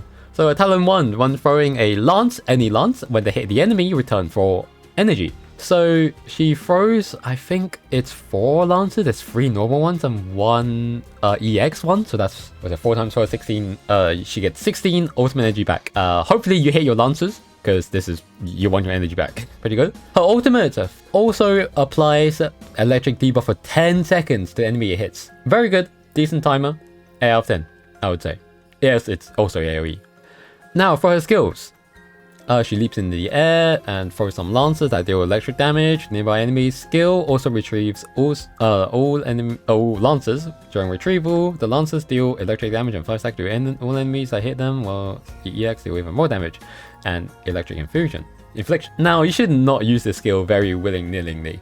So this is to retrieve all her lances, and then you want to retrieve the EX lance for the extra damage. Where is it? That's 432 damage, right? Compared to this, I mean, this is technically more because there's 3 of them, but this, so much damage and utility, right? So, however, I didn't give it too much. I didn't give it that much of a high rating because, you know, you typically don't want to use. You typically want to save this skill for like after you use these 2, which I'll be getting into now. Combo skill throws 3 lances. It does pretty good damage. It lasts 30 seconds. Very good. 30 seconds is a pretty long time. And her ultimate, again, is massive. This is just damage, 7.5. I think that's fair. So traditionally you do this, do some stuff for 30 seconds, and then you pop this. which also fixes this, or which, yeah, procs this, and yeah. Actually, I think you should, so use your ultimate first, so you can apply the this thing, the debuff, and then you do this, which uses the debuff, and you can do some stuff, and whilst this debuff is just about the end, you can retrieve it more to do an extra amount of damage with these two with the debuff, if you get what I mean. For her potentials, there are a few potentials I recommend. So there is, first of all, this one, 20 seconds. 20 seconds is amazing. It's almost 30, it makes it 50 seconds long. It makes 50 seconds long. It's half of your battle skill cycle. It's so good. It's so good. If anything, you should definitely run for this one. Other ones are generally just fine. This one makes it do more damage. It's pretty good. This one, she can cycle her ultimate much quicker, which is really good, I think. From this, so where's that? So then it's 6 times, what is it? 6 times 4, 24. You get 24 SP back. That's pretty good. 8.5 character. Honestly, I really like her. I think she's very versatile as a electric sub DPS. She is consistent with damages if you use your lancers very well. And her utility is her utility is fine. But she still has utility at least, right? So good character, brilliant. Now the final striker is the Pan. So the Pan, the vulnerable enemies deal more thingies, hit 10% more damage to vulnerable enemies for each stack. Very good. It can go up to 4 stacks, and obviously you want stacks. You want vulnerable stacks on your enemy, I hope. So ultimate. Her ultimate improved, or his ultimate improved for every enemy hit by the final sequence of the ultimate, grants 1 stack of prep ingredients. And the rest you can read on your own. But the main thing I want to focus on is that it's for every enemy hit by the final sequence. So not only you have to hit like max 2 enemies, which is honestly not that hard now that I think about it. But again, you have to hit 2 enemies, and you have to and yeah, for bosses, you're only gonna get 1 stack. You're not gonna get 2 stacks. I'm sorry to tell you. It's just where it is. Unless bosses count as more than one enemy, then, which I highly doubt. But yeah, that you're not gonna get used to out of that. Now for his skill, 6-hour walk quickly charges up and performs a powerful walk flip that deals physical damage and lifts the enemy. Lift duration very minimal, but this is pretty good. But I think it does. Maybe it could hit multiple enemies. 7.5, I don't know. I don't know if it could hit for multiple enemies or not, but yeah, good scaling, and it has utility. When the enemy reaches 4 stacks of vulnerable, and just so he can swing the walk at him and deal massive damage and crush. So crush, as we know, is the massive nuke skill for physical dealers. And he has a bonus, 20% bonus. I think this is good. If you're using him for max DPS, he's gonna use. Obviously, this is gonna trigger when you reach max damage potential, which triggers this, and then deal crush, which eats all of them, and then has a 20%. Very, very interesting. I think, yeah, it's most likely a DPS skill. His ultimate slams the thing on the thing, deals 6 thingy, slam thing 6 times, and then funnel slam deals 400. Very good scaling. This is 300% from total, but I'm pretty sure when forcibly knocked down, I think it's just one utility. Either way, it's one utility. Either way, it's AoE with utility, and I think, yeah. So use this. This is always going to be active, I hope. And then your team comes in to fill this up with this, and then he swings this. Very simple playstyle. I give him an 8 out of 10. 8.5 out of 10. I don't think he deserved that now that I think about it, but yeah, 8 out of 10. Very good still. He has a very, very, very scripted playstyle. You just put stacks on an enemy. This is already active anyway. Use this and this before this, and life is good. Now, moving on to defenders, starting off with Ember. Her talent 1, when casting the battle skill, when casting the battle skill and the combo skill, she gains 50% protection and is less likely to be interrupted. So 50 protection, very good. Less likely to be interrupted, in my opinion, is more valuable than this, because health you can get back. DPS you're gonna have to wait until you know, the less thing. So the reason why it being less so the reason why this is important is because whilst you're doing a DPS, being interrupted mid DPS, you could be, you know, missing an infliction, you could be missing some proccing, you could be missing a buff or whatever. So this is very good on any character, on any important characters, or basically every character. This is very good. This is basically being the reason why you dodge is that you don't want to be interrupted, right? And you don't want to take damage. But this is basically half of that, and there's no damage loss, so that's good. I mean, this 50% protection is good too. Second talent, when she receives damage from the enemy, she gains attack, 9% attack to be specific, for 7 seconds, and can reach 3 stacks. So this is, what is it, 9, 18, 27, 27% attack for 7 seconds for free. She is a tank. She's supposed to take damage. This is pretty much always, most likely always going to be, you know, active. And yeah, it can work with a talent 1 too. With 50% protection, she can take damage for the attack buff, you know, something like that. So for her skill, she leaps forward and deals with big heat slams, knocks down to all enemies. So as we can see here, utility, AoE in a fan-shaped area. If she takes damage from enemies during casting the skill, the slam deals more stagger. So this part is honestly whatever, right? This is it's not very consistent, but the main area is that, you know, knockdown to AoE with good scaling. Yeah, that's very good. Honestly, I think this deserves an 8. Combo skill, when the controlled operator is attacked. This is very easy to proc. Not very consistent to proc. So let's say the best way to word it is that you cannot proc it on command. So because you cannot tell enemies to attack, right? So you have to always walk into the enemies. So honestly, it's better to proc this when your control operator is a defender, a tank, just like Ember. Anyway, so leaps at the target enemy, unleashes a heavy slam that deals physical damage and knockdown whilst giving HP treatment to the control operator. The attribute will increase the amount of HP treatment.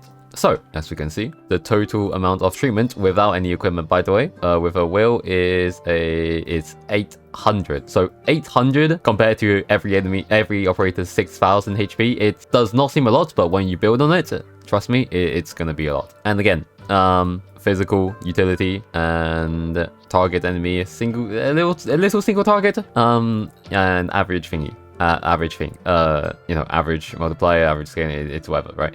But this is a good skill in my opinion, because when you get hit, or this basically, it fixes your mistake.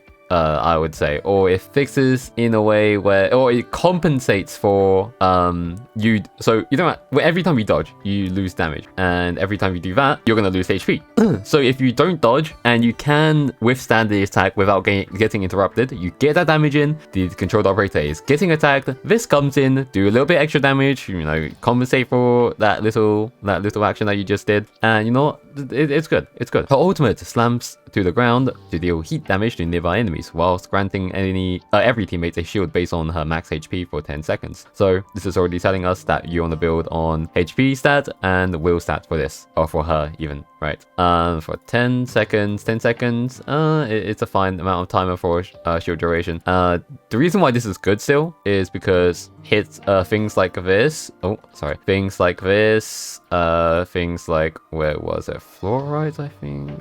Yeah, things like this. This is pretty much the one way that you can use shield. Otherwise, shield is just extra HP. Yeah, it's honestly whatever. The damage is pretty good though, so yeah. And in summary, she is, you know, a pretty good sustain whilst doing, you know, pretty good damage. I would say maybe combo could have some work of it. You know, she does, you know, rely to be hit on by sometimes.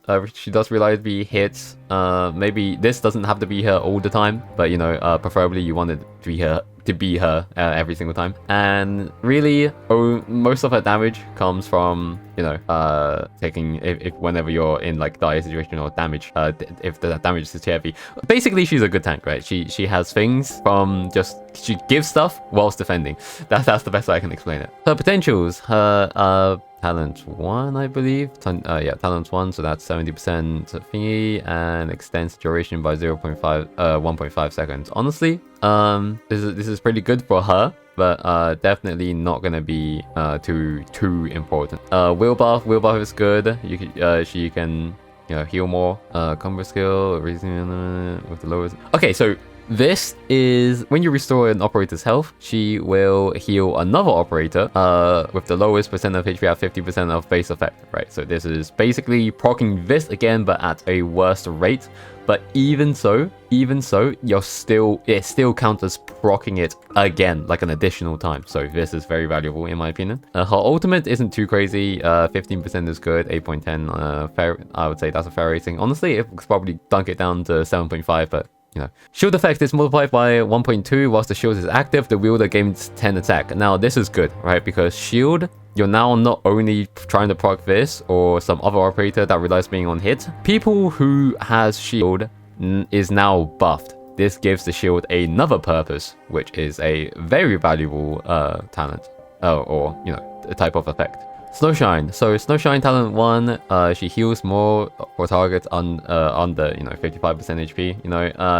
Pretty much the golden standard for the health defense, the guardian defenders, I think they were called in the base game. Medic defenders even. Their first skill, just gives more healing on 50%. That's pretty good sustain, I'd say. It's pretty average. Her battle skills, when she successfully retaliates an enemy attack, gives another 10% energy. So it makes this cycle a little bit faster. But other than that, it's nothing too special.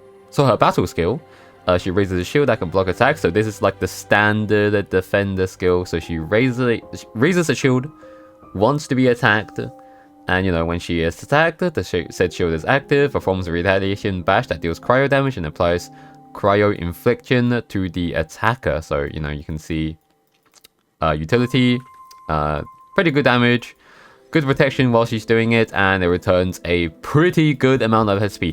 30 SP on a defender.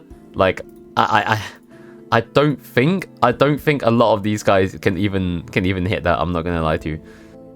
This is a very valuable skill. Honestly, I would honestly pump this up to like maybe not 9, like 8.5. When the controlled operator gets attacked and is below 60% HP, she throws a Snowfield SAR agent at the controlled operator. Upon making contact, the agent, or the assistant, sorry, gives the massive instant HP treatment to all operators, as well as, DOT HP treatment in that area for 0.5 seconds for 3 seconds, so that's 6 ticks. The attribute of will increases the amount of HP treatment, so, another idea for you to build on will. So the initial treatment is 570, and the overtime treatment is 92. So, in total you're getting, so let's round it to this 100, right? And there's 6 ticks. So that's 600 plus 500. That is literally around 1,000 HP returned. Granted, you do have to stand in that area, but if you can, or you're willing to, I would say that is a lot of HP return. This should honestly be a much higher rating. I was so strict for no reason. However, the only reason why I haven't given it any higher than 8 like other skills is that this is very nice, having a pretty good healing amount. There's no damage and no utility. It's just healing. It's literally just healing. That is it. Ultimate leaps into midair with a jetpack after slamming down with a shield to deal massive cryo damage to enemies in the area of effect. Also generates snow zone that lasts several seconds. That deals cryo damage every 0.5 seconds. The snow zone forcibly applies solidification to enemies caught within it for a total of 5 seconds. Or 5 seconds, not 5 seconds. So, the best way to explain this skill, so if any of you has played Genshin Impact, this is basically Ganyu skill, right? So, it's just a massive field that does tick cryo damage every 0.5 seconds, and it forces solidification. This is very good utility. It has pretty good damage, I would say. So what is it? That's 5 seconds. So that's 10 seconds straight. That is a total of 650%. If the enemy takes, if the enemy stays in the field for the whole of 5 seconds, that is 650% damage going into them, including the explosion. So that is what's that? That is 1100%. That's pretty good. Its utility, its AOE, and you know, generally I would pump this up to a 9 because of that force solidification. Yeah, very good. Moving on to her potentials. So battle skill. During the blocked effect, the art's infliction cannot be applied to operators with protection. So this is a very niche talent. So if you're going against an enemy with that can you know, apply art's inflictions on you, and it's actually causing you quite trouble, and you can't out tank it, you can't out heal it, this is pretty good, I would say. Ultimate, the radius is 20%. I would say this is pretty valuable because, again, the bigger the range and the more enemies you hit, that technically counts as more total damage. So even so, this is also very good for bosses or, you know, any enemy that is quite mobile, that likes to move around a lot. Solidification, status +1. Again, as I said before, +1s are always good because, you know, yeah, again, sadly, I don't know the numbers yet, but +1 is always good because there's 4 stages, right? Next one, Will. Defend, she tanks more and she gives more healing. I mean, this is whatever. Granted, she gives a little bit more healing, but like, I don't think it's gonna affect you too much with that 20. I mean, you can build it up much faster, much quickly anyway, I believe, with equipment. And her last potential is that battle skill improves successfully retaliating an enemy attack, returns 10 SP. Again, returning 10 SP, that's very valuable, makes the cycle back much quicker. Overall, just, you know, quality of life, I would say. I wouldn't say it's very rotation defining, but yeah. And overall, Snowshine as a whole, she prioritizes utility much more than damage or anything else, you know. So this one has utility, this one has healing. Technically it counts as utility, but I usually count utility as, you know, effects. But, you know, healing in this case could still count. And her ultimate, where is it? Here it is, solidification to all enemies. It's just very good. It's just very good. It does good damage as well, but she still negates some damage, some here. But her basics are pretty good though, I would say. But, you know, still, I still don't believe that she has a lot of damage at all. Now, final defender, Catcher. His talent 1. For every 10 will, he gets a little bit more attack. So that is around, where was it? Where is it? What does that say? 139.2 more defense. That is a very minimal amount. I mean, you know what? If you compare it to stats like these, I would say, you know what? It's a pretty good amount. Every 10 will. So yeah. Wait, sorry, I just need to do this calculate. I just need to check this again, sorry. So 2. Maybe it might be this. Yeah, I think okay. Sorry. This is not a good amount at all. This is a horrendous amount. This is actually 1392. So honestly, this is horrible. I don't like this. This is not great. This is honestly not great. I do not like this at all. Yeah, very minimal. Granted, he does have things that increases defense, and he needs defense for some of his kit, but you know, this is just not a lot. Where do you go? Yeah, it's not a lot at all. His ultimate final hit creates 3 shockwaves, each dealing 45%. What's that? 45, 90, 133. 133. Every time he uses his ultimate, by the way, which is on a, you know, it's a fairly short cooldown, but still, it's very minimal amount. It's not great. It's not. I wouldn't say it's great at all.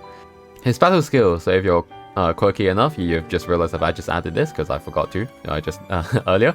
So anyway, so this, you know, the generic defender skill as we've seen from Snowshine, except that she does a little bit more damage. But either way, he has. I would say that's a pretty good scaling. 90 protection, always, you know, he wants to be hit. He kind of needs that 30%, 90% protection and 30 SP return. You know, that's a pretty good amount, as I've discussed before. And some Vanguards don't even hit that. And again, his combo skill. When an enemy starts charging up his skill, this is again, it's not on command. That's the one thing that I don't like, right? So let's say, okay, so when I'm saying that when it's not on command, that is me saying that you cannot tell the enemy to do it, so you can trigger this. If you're in a situation where you're mid-rotation and you want to proc this, but the enemy, you know, is charging up, you're mid-rotation, if you stop that rotation, you just, you cut your DPS. It's not good. It's not good. It's just not a good condition, in my opinion. But however, he has or when the controlled operator is attacked and falls under 40% HP. This is not too hard to hit in in-game, I believe. So this, at least, has a second condition, basically. A powerful downward punch that deals physical damage to the enemy, so when, while granting shield to self and another teammate. Controlled operator prioritized. This is a big con. I would much prefer it if it prioritized the lowest, but controlled, it can troll you a little bit, because controlled with your controlled operator is full HP. They're gonna grab the shield for someone that could actually need it. But 10 seconds, you know, pretty good, and every defense is thingy. You should not trust this value because this should be like this. I'll do this calculation later. May not be accurate. So anything that scales with defense, you know, I kind of messed up here. So yeah, don't take any of some of this too hard. So but either way, this is a, you know, a fine scale. It's you know, it's okay damage, but at least it gives a shield to him and someone else. So that's pretty good, or pretty average. His ultimate swings his great sword to perform 2 consecutive slashes. Oh no, sorry, his ultimate swings the great sword to perform 2 consecutive slashes to deal physical damage and applies weaken. This is the first time I've seen someone apply weaken, so this is a very interesting utility. However, it does not increase DPS, but you know, it increases survivability. But yeah, utility is that utility. Followed by a powerful down slam that deals magical physical damage and applies knockdown to enemies within areas of effect. So again, this is big AoE with utility that can apply the utility to everyone in that AoE, and it has another source of utility, which is weaken. 20% weaken, the enemy do 20% less damage. Weaken duration 8 seconds. I would say that's pretty good. The sequence damage multiplier, honestly, that is very average. His own skill beats this, I'm pretty sure. Either way, the effects and everything else, I would say is pretty nice. His potentials. So his potentials are very average. Let me just get this line here. His battle skill and ultimate, hitting enemy deals another hit of damage, using his defense scaling as a factor again. So using a defense as a factor, I don't like that because his defense is very minimal. Using every 10 will instead of every 1 will is very difficult. So I wouldn't say this is very good. If you would look over here, it's 4.5. Defense plus 20. So this is a good amount of increase and good will. Will doesn't really do anything, but defense definitely helps. I would definitely put this rating up to like 7.5 because I would think that defense value is actually pretty valuable. Controlled, combo skill improved. Shield duration plus 5 seconds. How long does it take? For 10 seconds, that's 15 seconds. I would say that's pretty good. So you have that shield for 15 seconds straight. That's pretty good. His ultimate is pretty much like the one useful thing about him. I'm not going to lie to you. I would probably put this on I'm going to put this at 8. Honestly, he kind of needs this. So yeah, if you're looking for potentials, you want to go for this instead. Battle skill, hitting an enemy with the shield is active. Hitting an enemy when the shield is active returns 10 SP. So hopefully you always have your skill. Hopefully you always have your shield active every time you use this. So then this increases to 40 SP. This is obviously, it's obviously, you know, it's out of your control sometimes, and sometimes you don't get the extra 10 SP, but it is still very nice. Now, for finally the final class for this game, the Porters, starting off with Aya, or rather, you know, Adelia. I don't know. Anyway, so her talent, I have to zoom in really far in now because, you know, there's a lot of words here and I have to make it really small. The battle skill creates 3 shadows of the sheep after hitting the enemy. The copies of the sheep scattered by their ultimate also has a 10% chance to create shadows of, you know, the sheep itself when they fall onto the ground. When the controlled operator touches a shadow of the sheep, herself restores the said operator's HP by 90 plus will times 75%. So how much is that? Let's work it out right now. I probably should have worked this out ages ago, but this shouldn't take too long. So this is plus 90. So that is, oh no, it's right here. Okay, so yeah, so obviously the 186 healing. And as you can see here, but obviously more can be picked up, so you can pick up multiple and you can build on her will. If the controlled operator is already at the max HP, then restore the HP of the teammate with the lowest percentage HP. They last for 10 seconds and only 10 can exist. So this part is really good because it makes sure that you do not waste not a single sheep on the ground, not a single shadow. You pick one up and you're too rich on health, it goes to someone else who needs it. That's very good.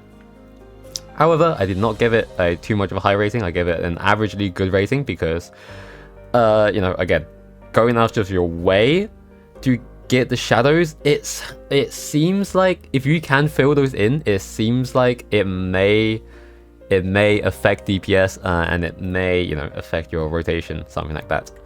Her second talent, battle skill improved, triggering the additional effect while an enemy with corrosion is nearby. It immediately casts this battle skill again. The effect only triggers once per active battle skill casting. So this is very limiting. So this can only basically happen once every fight. However, this talent is also not the greatest. Like I've said here, on paper it sounds good. Being able to activate the skill in additional time is valuable. But literally all you're doing is that you're making this 30 seconds a little bit faster. It's not like you can wait until this 30 seconds is almost out and then you proc this again and refresh this 30 seconds, making it basically a minute. No, you cannot do that. You can only it does it immediately. So you use this, right? 30-second takedown, so 30, 29. This happens, and now you're back at 30. So you're basically making this timer 31 seconds. Yeah. You're basically only just doing extra damage and spawning a little bit more of this. But that's pretty much it. But spawning more of this is still good.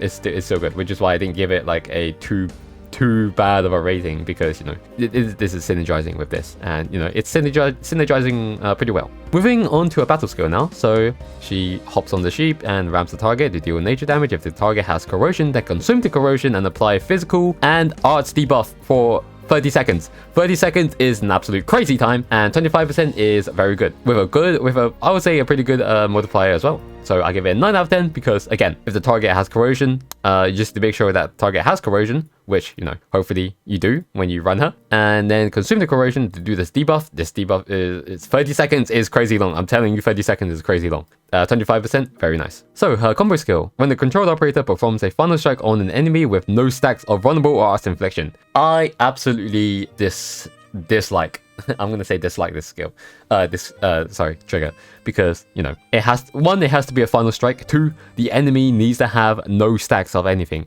So this can only be, I would say, consciously safe to be performed at the start of a fight. As I've said before, when you're in a fight, let's say you're fighting a boss, preferably you want to have at least something on the boss, right? Preferably you want to have something at least. I would prefer, not 100% upkeep time, but something. So this is probably, it's kind of hard. However, it launches it launches things at the target enemy, deals nature damage, and when close enough to the target, the thing explodes after a short delay, dealing half its nature damage and forcibly applying temporary corrosion to nearby enemies for 7 seconds. 7 seconds, I would say, is a decent amount, and the scaling, 350, honestly, that's not too bad. But this, I believe it's supposed to work well with this, because again, temporary corrosion, this eats the corrosion. So if you're ever in, every time you perform a DPS phase, make sure you proc this without, without any vulnerable inflictions. You proc this, and then you pop this, and then you start DPS with 25% debuff for 30 whole damn seconds. Ardelia enters a mobile channeling state and summons the aid of the sheep. Multiple copies of it are thrown in random directions. This is something that I do not like. Anything random is kind of tough. Similar to, where is a leash or a leash? Randomness, I do not like randomness. I hate randomness so much because it's unpredictable, right? It's unpredictable. But each copy deals nature damage. Each enemy can only take 1 damaging hit every 0.3 seconds. At least this is very generous, and they stay for 3 seconds. So that's pretty generous too. If the enemy is hit multiple times, I would say the scaling is also pretty good. So I would say, this is the only thing, right? The damage, I would say, is pretty good. It has no utility, but the randomness is kind of making it annoying. However, this does make this spawn more healing. So at least she's consistent with it. Now, for her potentials. Battle skill improved. Consuming corrosion now applies it plus 10%. So, 10%. So now this is now 35%. You now do basically 10% more damage. That is, it's amazing. It's amazing. It's so free. It's just a free boost. Her talent, Friendly Presence, which one did this one? When the control player touches the shadow, she also treats another operator.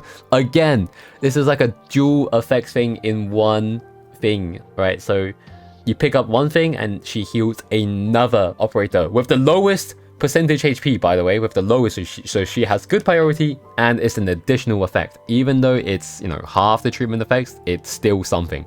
It's not like it's not like it eats another sheep shadow, right? So, you know, it is what it is, but I would say it's very valuable. Honestly, I'm gonna put this on 0.8, sorry, not 8.5, 8.5, very valuable. The ultimate duration +1, chances to create shadow is increased by so what is that? That's 12% now.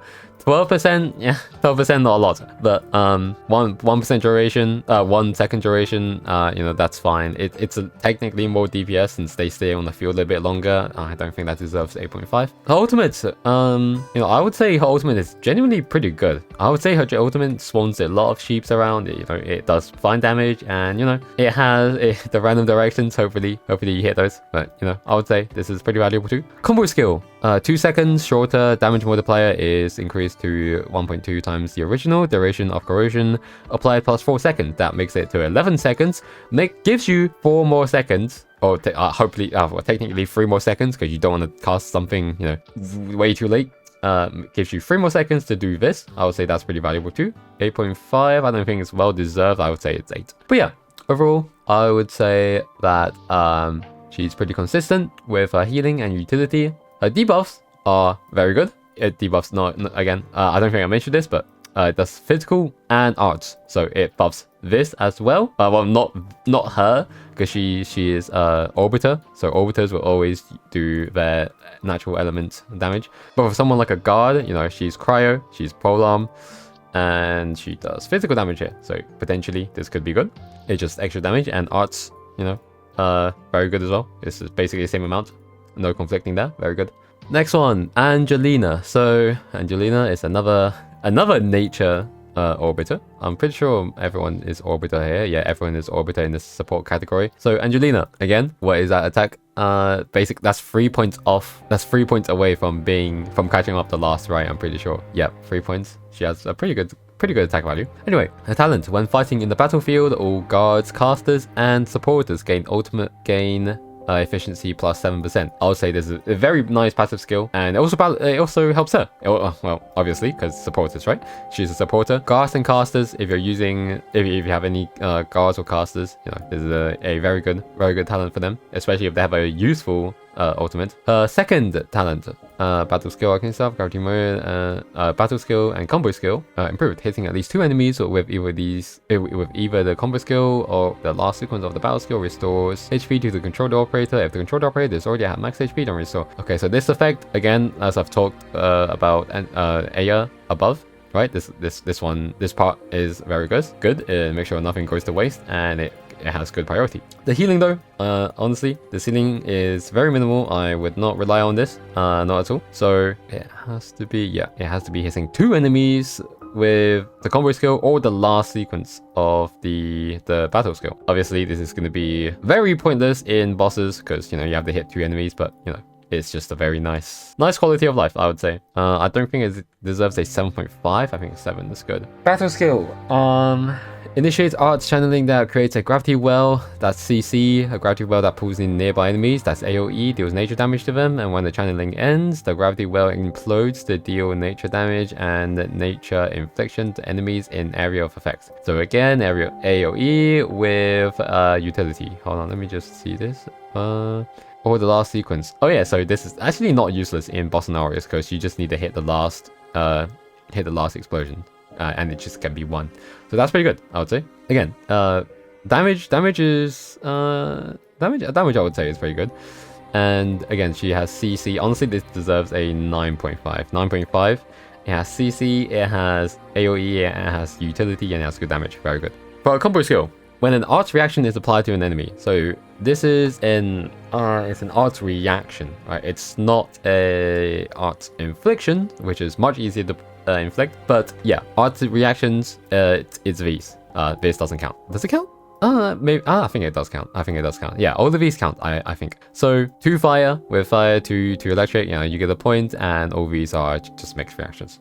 So this is not too difficult to pull off, but it does need some work. But the effect is a quick casting of arts that generates a gravity pull, which then deals nature damage and forcibly lifts the target and nearby enemies. So this is AoE and utility. However, the utility is for physical. Now, physical, that's a little rough. That's a little rough because I don't think she has physical debuff in her ult. No, yeah, physical utility. Yeah, pretty rough. If you're running an arts team or anything that does art damage, this is kind of rough. Her ultimate creates a gravity field that constantly deals 1 hit of arts damage and applies nature infliction to enemies caught in the field.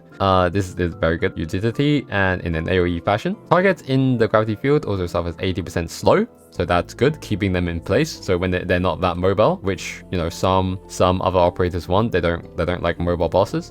And arts debuff for 5 seconds. 5 seconds is very minimal, very strict. The effects of it though is increased based on the number of active and vulnerable stacks on the target. If a target is lifted, the lifted status will persist until the field wears off. So this obviously wants to work really well with this, right? So it does this, and it persists, increase the number of active stack on the target. I mean, it doesn't really use the vulnerable stack, but you know, it is what it is, right? However, the debuff is insane because it goes up to 42%. A 42% damage increase is so good. It's so good. This is not including the fact that, where is it? Does it use any? No. Okay, so I got this wrong. So it only increases on vulnerable stacks.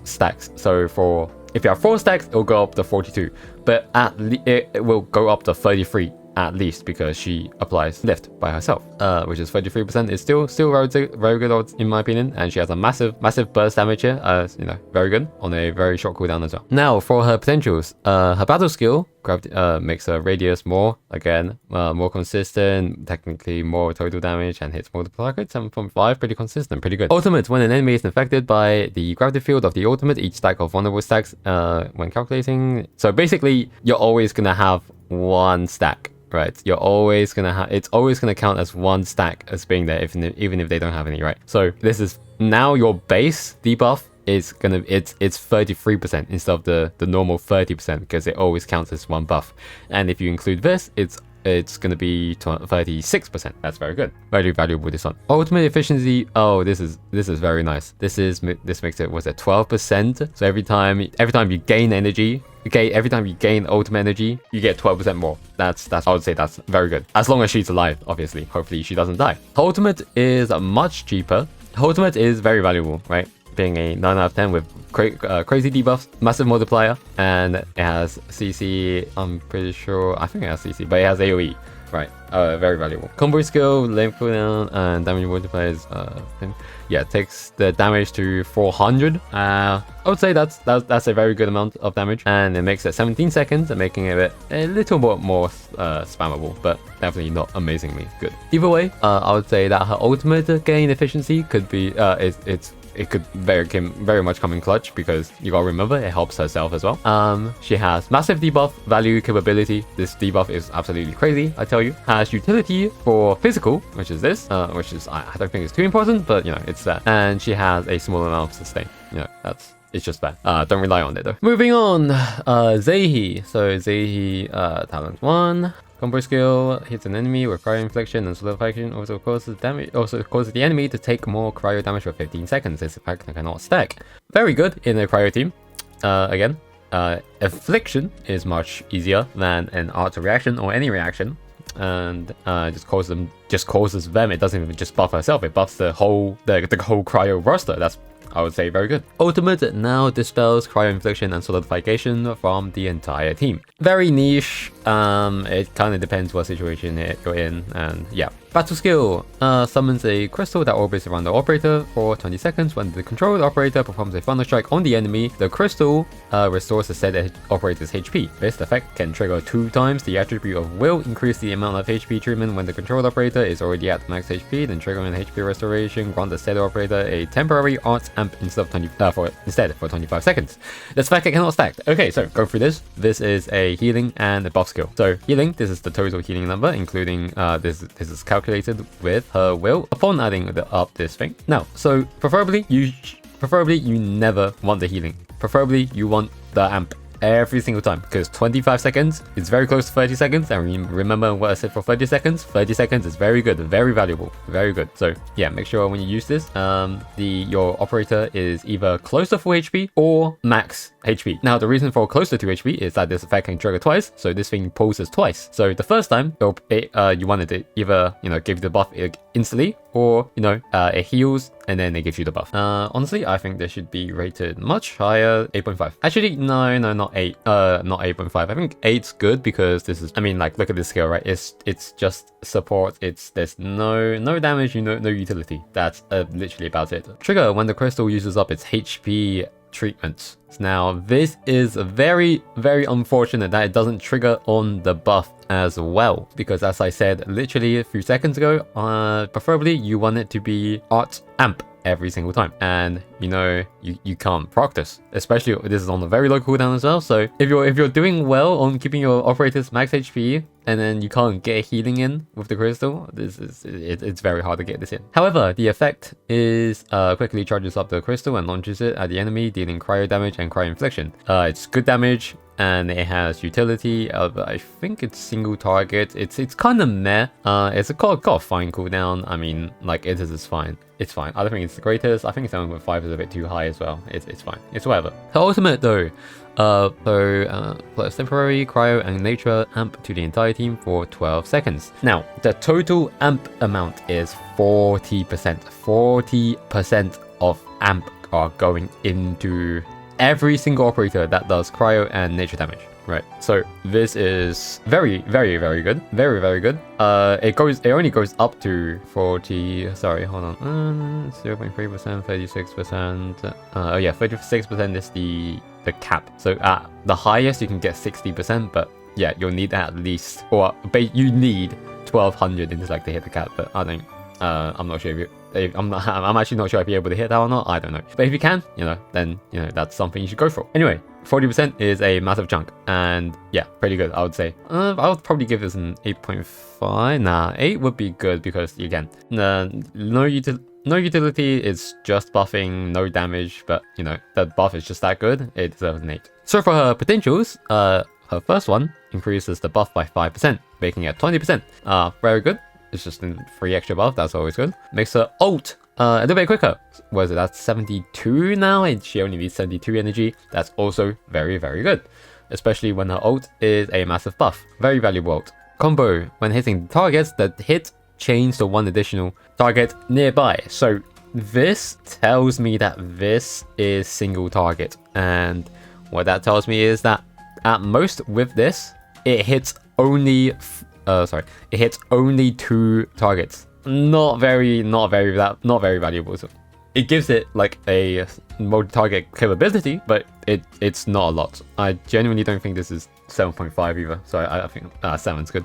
Treatment efficiency, obviously it's going to be good for this because you want the first pulse to always, or preferably you want the first pulse to always heal your operator to the max. And intellect, which buffs this, which is very valuable. This deserves an 8 actually. I've made a few changes on the spreadsheet already. The amp effects is increased by 1.1 times the original. It's already a 40% amp and you're adding more to it. It's very valuable, very good. So in total, she is very, very heavy on buffing or just supporting in general, just living up to her class's name, being a supporter, just supporting here and there, and just trying her best and not do damage as well. Yeah, and that's about it. Now, coming up to our last character. So, Antul, which is, was it 12F or F12? I forgot. His talent, Improviser. When an amp teammate deals skill damage, he restores that said teammate's health by strength times 0.9, or 90% of his strength. This HP restoration effect triggers one time every 30 seconds per operator. Or for each operator. That's fine. The healing is fine, the sustain's fine. The healing amount is honestly not that great. I don't think he deserves that high. I think 5.5, I don't think this is a very valuable skill at all, but it's just a little bit, just a little bit of sustain here and there. This is really bad though. I do not like this because it says gain 30% chance of physical damage immunity. This means that every time he gets hit, he has a 30% chance of like basically dodging. I do not like this skill at all. It's RNG, it's unpredictable, and it's unreliable. Not great. Now, for his skills. His battle skill applies focus for a 60 seconds duration on the enemy and deals electric damage. An enemy with an active focus also suffers electric debuff and heat debuff. Focus can only be applied onto one enemy at given time. So both debuff is 14 seconds. And I'm 60 seconds is this whole minute. Like in the boss situation, this effect is very, very good. Because 60 seconds, if you have a Vanguard, you're going to get this instantly. It might not be instantly back up, but it's going to be back. It's going to be back so quickly, right? And you can basically have a 100% upkeep time. 100% of the time, the boss is going to be debuffed by 14%. And the damage is decent. It's decent. It's 7 out of 10 because, again, it's one enemy. No utility, it's debuff. And again, the damage is not great. Now, for his second skill, when an enemy when an enemy with active focus suffers a physical status or arts infliction. Both of these are very, very easy. Very easy way to trigger the skill. Triggers one energy explosion on the enemy that deals electric damage and applies another stack of the same physical and art status. Very valuable. Just extend your, it just extends your things on the boss or any enemy basically. Very good. Probably add seconds. Again, but this is again on a focus, and I guess it does actually have AoE capability. Doing this, I don't know, it depends on if the other enemies have, a status or an infliction. Either way, I think it's good because it's got good damage, it's got the effect's pretty good, and this is a pretty good trigger. Now, his ultimate applies temporary electric amp or anti amp to the entire team for 12 seconds. 12 seconds, decently long. The amp is fair. Generally, it's a very simple skill. It has no damage. It's just amp. It's 7.10. Sorry, it's 7 out of 10. Very average. Very generic. Now for his potentials. Potential 1. His ultimate now do that's a 10% increase, so both of them are now 30%. That's pretty good. 30% amp is really good. Makes him amp a lot faster. I would say that's pretty good too. Defeating an enemy with focus returns 15 XP. So this is very valuable because it now makes it so that this is really valuable because it makes this more viable against multiple targets. So let's say you have 3 targets, you kill one with focus on, and when you kill that guy, you're gonna get 15 back, which cycles this much quicker. So yeah, I think if you're gonna look for pots, this is probably gonna be the one you wanna look for. Intellect max HP. I don't think he uses intellect anywhere, does he? No, he uses strength, so it's not very useful. More tanking though, more HP. That's pretty good. Applying focus on the same target for 20 seconds increases the debuff by 6%. This is also very good. Again, it's more debuff. It's just much more it's a little bit more debuff, and it's very valuable when you're doing DPS. Yeah, I would say it's very good. Now, in summary, he is pretty good with his focus niche. I think the focus is pretty good. However, it is single target, so it does fall off a little bit. And his utility is fairly, it's fair. It's fine. It's not bad, but it's not, I wouldn't say it's great. And that is all. Again, this is mostly theory and everything will be updated with better analysis when the game releases so I can test the characters with practically max everything, but until then, these are my thoughts for now. Again, if you've got comments or questions, just leave them in the section, or you can DM me on Discord. Last time, a wiki admin contacted me and fed me a lot of information, and I have changed some of it accordingly here, and you can see some of the trend log here. So I've changed these after he shined the light on me. However, obviously, all of these will be updated accordingly when the game comes out. Otherwise, thank you for watching, and Merry late Christmas and Happy New Year. I don't know when this will be uploaded, and I don't know.